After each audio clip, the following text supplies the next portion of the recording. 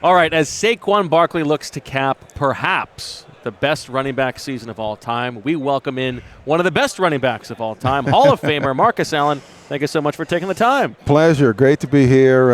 Saquon is an amazing running back. I actually liked him a lot coming out of Penn State. Okay. I remember him playing against USC.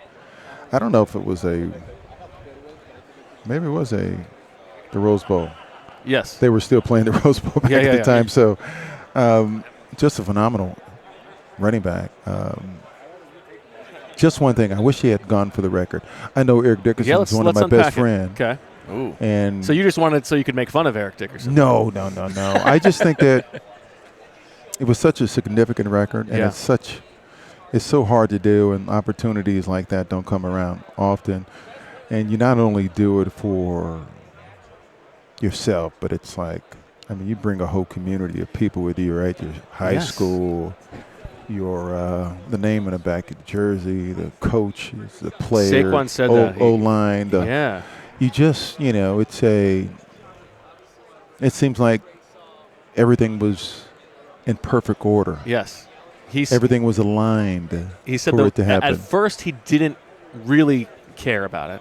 And then as he was thinking about it after that second to last game, whether to go for it or not. Talk to his dad. The thing that really moved the needle for him was his dad really wanted to go for it. And him thinking about, like, forever and ever and ever, the Barkley name will be at the absolutely, top of that list. dude. That's one of the things. My dad was the third father ever to introduce his son in the Hall of Fame. Oh, and all great. I thought about his upbringing, right, which wasn't easy, right? He was the oldest of 11 kids, and father died when he was young and stuff. And that's all I ever thought about was, my dad being this great dad. Mm-hmm. He tells this story real quickly that his mother said, "Go get your dad." He's about 2 miles away at a bar, and on the way back, Dad barely said 2 words to him. And during that walk, my father said, if he ever had kids, it'd never be like that.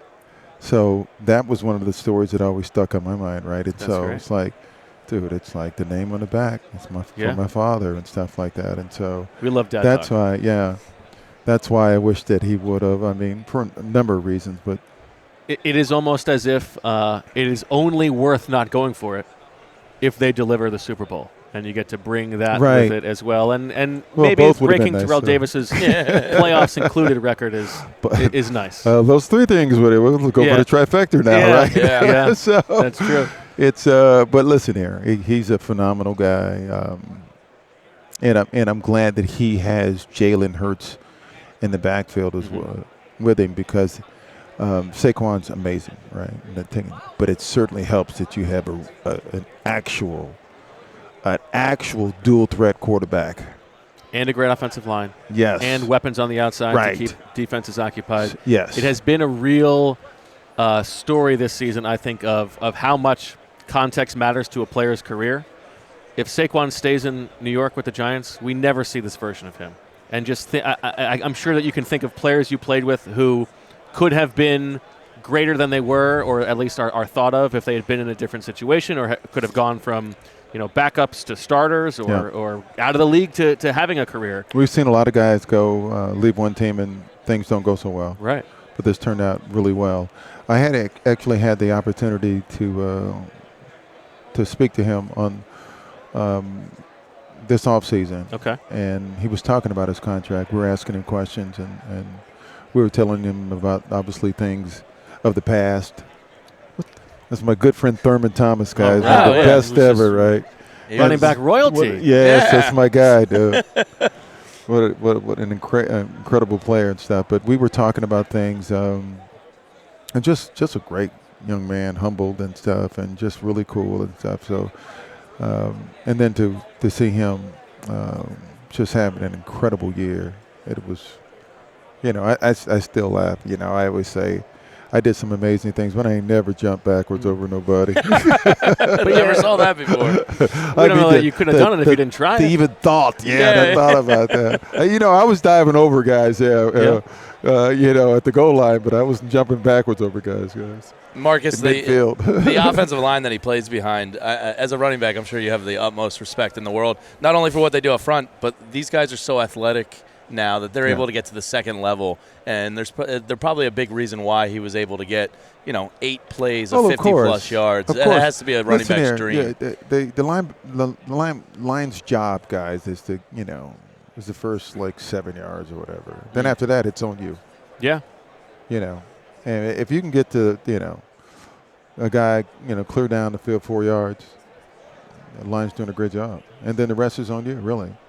And that's sort of been the story of the season. All those big yards. And for a long time. What is the average like? Almost 30-something yards a touchdown run or something like that? He's got 9 touchdowns, including the playoffs, of 50 yards or more. Yeah, that's kind of stupid. It's kind of like video game-ish. Yeah. That's what the guys were. We talked to some players yesterday. They said he's like he's playing Madden on rookie mode. Yeah. It's like he's toying with people. Yeah. That's why I'm saying he could have been out the first quarter. He could have got that record and been sat down the first quarter. It's possible. It's possible. Now, you're here to advocate for brain health and athlete well-being. Tell us a little bit about this. Yeah, guys, I am I'm working with over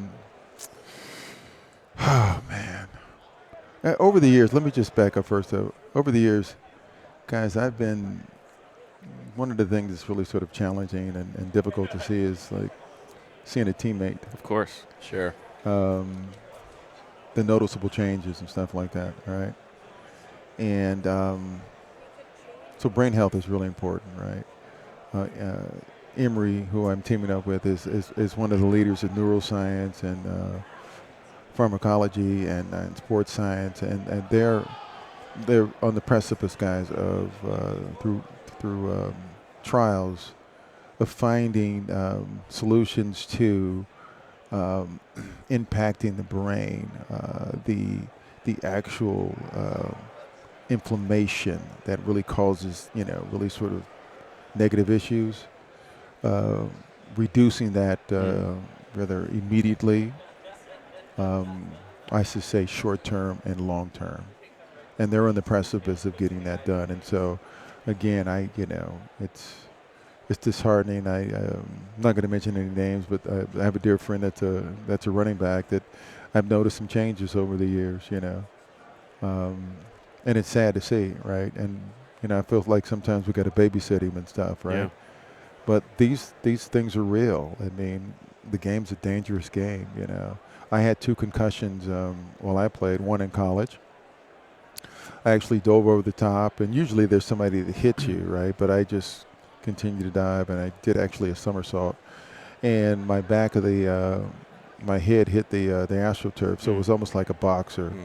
Hitting the canvas and stuff, and so that sort of knocked me out temporarily, and then I went to the sidelines, and the guy said all I was doing was laughing. And then my second one was a little more, this one really sort of got my attention. I actually went to block a guy. Yeah, I actually went to go block a guy. I guess I don't know if I hit his knee, right? So was laying there, and instinctively, what you always do is fight to get to your feet and stuff like that. But I was close to the sideline, so guys came out. The medical staff came out and assisted me up, and then they put me back down, and then they gave me smelling salts. And I had going for me, which is what you call currency, right? I had never got hurt. And I always played through stuff that would bother me, so they would, when I say I was fine, they believed me, right? And so this particular time, back then they gave you I guess the cognitive test where how many fingers do I got up? Right. And I got really emphatic because I never really cursed at the medical staff, but I some locker room vernacular. I know how many goddamn fingers I got up. Don't be asking me that dumb question. Right. That's how I responded. And what year is it? I know what damn year it is. Don't be asking me that dumbass question. Oh, excuse me. No, that's fine. And so naturally, they Oh, well, he's serious. He believed me, right? And so I told him, I convinced him I was fine. And then I stood next to Tom Flores, and I was like, okay, coach, come on, put me back in. I didn't say that, but I would just stand there looking at him. And he said, you okay? And I said, yeah, I'm ready to go. So I go back in the huddle. I line up in the proper place. And then they called the play, and I lined up in the proper formation. And then as soon as I try to go fast, my head just starts spinning. And all I remember was that was the early third quarter, and I became cognizant in the fourth. So Everything faded to black. There was I missed a whole like third quarter period, right? And so, but I'm lucky enough not to have any of the symptoms or anything that has bothered guys or led to anything. And so, but there are guys that have experienced some of the same things that I have that are dealing with that, right? And so Emory's trying to find, where's the doctor? Gavin Yatno. She's amazing. I call her the Barry Sanders of doctors. Nice. Right, and so she's. Is she going to retire early too? Not with that skill set. No. Yeah, she's finding solutions that will impact the inflammation, which is the most dangerous thing. And now that we know so much more about this, thanks in part to people like the Emory College of Arts and Sciences, do you think that the league is doing enough? Well, I think that certainly from when we started getting concussions, and even before that, but back in the day it was like a badge of honor to keep on playing and stuff like that. Now, they take your helmet. The helmet has evolved. We knew early on, I think they knew, and it's not an indictment, this is not to litigate anything, but they knew early on that, the helmets weren't good enough, right? They went from leather to suspension to had the little square cushions in there. I haven't seen a helmet lately, so I don't know what they have in there now, and now they have the extra. The Guardian, the outer shell, so they're trying to do everything they can.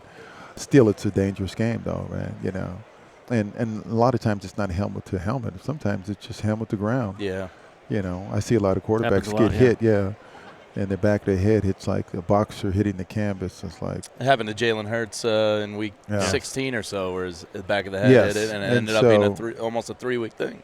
Yeah, you got to be careful and stuff. So I mean, we're learning more. I think about brain health. I think early on, I don't think we knew much. But we knew a lot. We saw a lot of guys get hurt. We saw a lot of faces get damaged and stuff. They go from no face mask to putting one on and stuff. But it's just good that we're just bringing awareness to it, that we're concerned with it, and more importantly, our fellow players, former teammates, and things like that, and guys that have played in the league. We want them to have the best brain health possible. So. Before we let you go, I don't know how deep your Chiefs ties run, but I do want to get a Super Bowl prediction out of you. What's going to happen on Sunday? Well, listen here. I'm still going with the Chiefs until somebody beats them. No. Let me. No, you have every right for that. No, I would never do that. But let me tell you what. Famer? Let me tell you this, though. I thought the Eagles were going to win last time. Oh. And they very well could have. Yeah. Arguably should have. But there are 4 or 5 games that I thought the Chiefs were going to lose this year. Yeah. They find a way to win. Yeah. And so I'm not. How could you bet against Patrick Mahomes? That's all I'm saying. They're the defending champs, not until they're the throne, right? Yeah. The Eagles got all the pieces. One of the best rosters in football. But they still have to win the game. I thought they were going to win last time, and they surprised me that they didn't. Yeah. So, I mean. And the Chiefs just keep finding a way to win. The worst Patrick Mahomes has done is lost in the AFC Championship game. Have you ever seen anything like that? No, dude, let me tell you what. That guy makes plays. Right? I mean, whether it's Brett Favre style or whatever. But Andy Reid dials him up too. Sure, no doubt. The perfect 4th down call. What do you do, man? The guy's he's in no man's land, right? Do I drive back and cover the wide receiver? He scores. He runs the first down. And if I go up, he's going to toss it for a touchdown. Yeah. Dude, it's like the perfect play and the perfect guy to run it. So he ran another touchdown. So he didn't have to. He hasn't had a great year. No. Right. No, he really hasn't had a great year, guys. And yet, look where they are. Exactly. His first year is. Yeah. All right, that'll do it. Hall of Famer Marcus Allen, thank you so much for my pleasure, taking guys. the time. Thanks for having me. Thanks for allowing me to great cause. Promote that, man. Enjoy the rest of your time on Radio Row. Thank you. And we'll see you down the line, I hope. Saquon, you should have went for it, dude. Exactly. On PHLY.